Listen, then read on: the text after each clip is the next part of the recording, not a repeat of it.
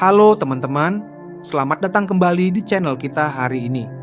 Kita pasti sering merasa waktu terus berlari, dan kadang-kadang kita kesulitan untuk mengatur semuanya, bukan? Nah, di video kali ini kita akan membahas sesuatu yang relevan untuk kita semua. Cara mengatur waktu dengan efektif. Jadi simak terus ya. Pertama-tama, hal yang paling penting adalah kita kenali apa yang benar-benar penting dalam hidup kita. Apakah itu keluarga, karir, atau waktu untuk diri sendiri. Dengan menetapkan prioritas, kita bisa lebih fokus mengalokasikan waktu dengan lebih efisien. Mengenali prioritas bisa membantu kita menentukan mana yang harus dilakukan lebih dulu dan mana yang bisa ditunda. Misalnya, bagi seorang mahasiswa, mungkin prioritas utamanya adalah menyelesaikan tugas-tugas kuliah.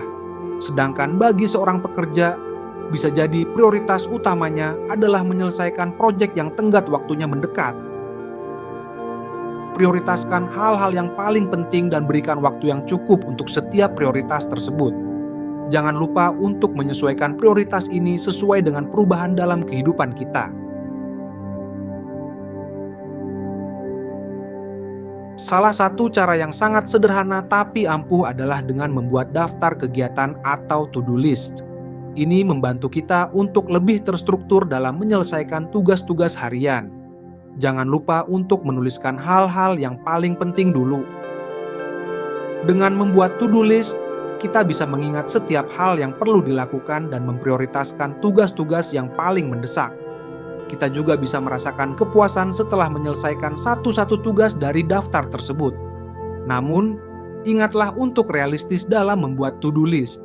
Jangan sampai kita memasukkan terlalu banyak tugas dalam satu hari yang membuat kita terlalu terburu-buru atau merasa terlalu terbebani.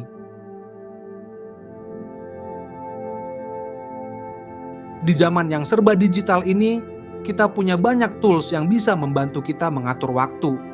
Mulai dari aplikasi kalender sampai reminder di smartphone. Manfaatkan teknologi ini untuk memaksimalkan produktivitasmu. Misalnya, kamu bisa menggunakan aplikasi kalender untuk mencatat jadwal penting seperti deadline tugas atau meeting. Kemudian, kamu juga bisa mengatur reminder untuk mengingatkan aktivitas yang harus dilakukan. Selain itu, ada banyak aplikasi manajemen waktu yang bisa membantu kita untuk mengukur seberapa efektif kita dalam menghabiskan waktu.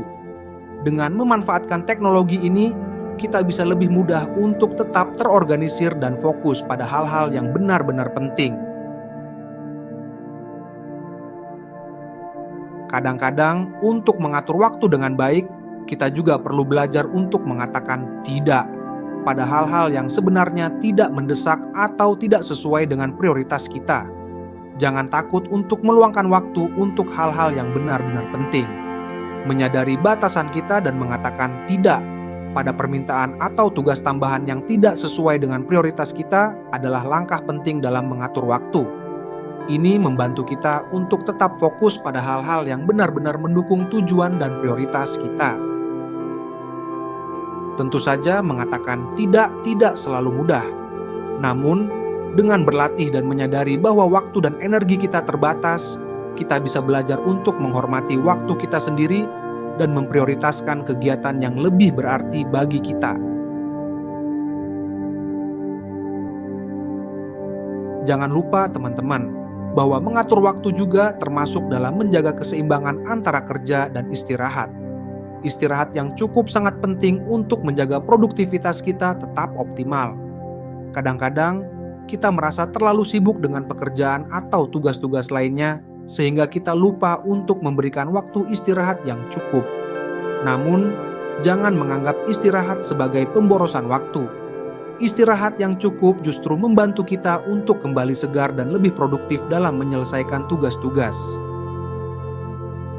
Jangan takut untuk mengatur jadwal istirahat di tengah-tengah aktivitas harian kita. Misalnya, kita bisa memberikan waktu beberapa menit untuk sekadar istirahat sejenak atau melakukan aktivitas yang menyenangkan seperti berjalan-jalan atau mendengarkan musik.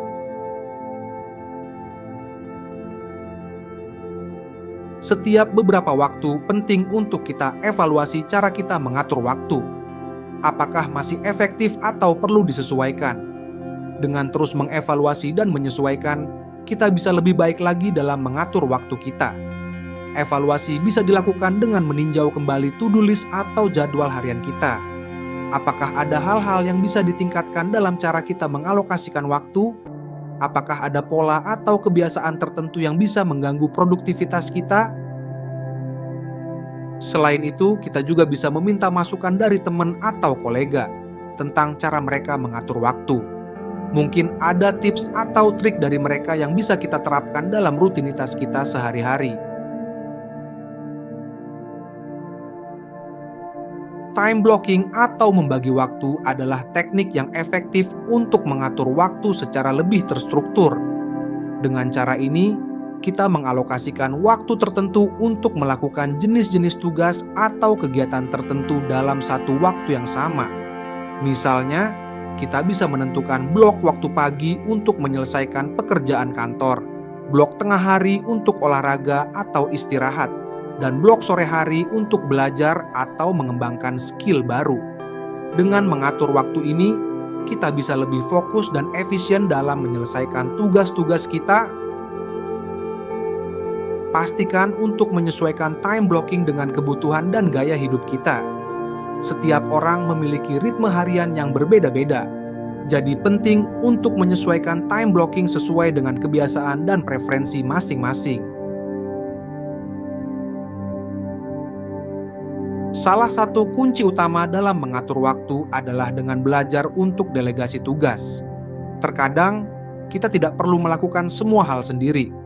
Mengidentifikasi tugas-tugas yang bisa kita delegasikan kepada orang lain bisa membantu kita untuk fokus pada hal-hal yang lebih strategis atau yang hanya bisa kita lakukan sendiri. Misalnya, dalam konteks pekerjaan, kita bisa membagi tugas dengan tim atau meminta bantuan dari rekan kerja untuk menyelesaikan proyek bersama-sama. Di rumah, kita juga bisa melibatkan anggota keluarga dalam melakukan tugas-tugas rumah tangga. Delegasi tugas bukan hanya tentang menghemat waktu kita sendiri, tetapi juga tentang membangun kerjasama dan efisiensi di dalam tim atau lingkungan kita.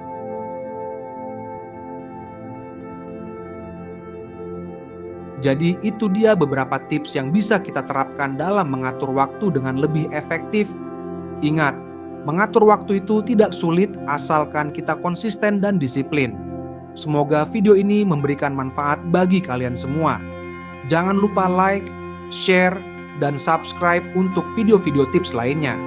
Sampai jumpa di video berikutnya. Terima kasih sudah menonton, dan selamat mengatur waktu dengan lebih baik.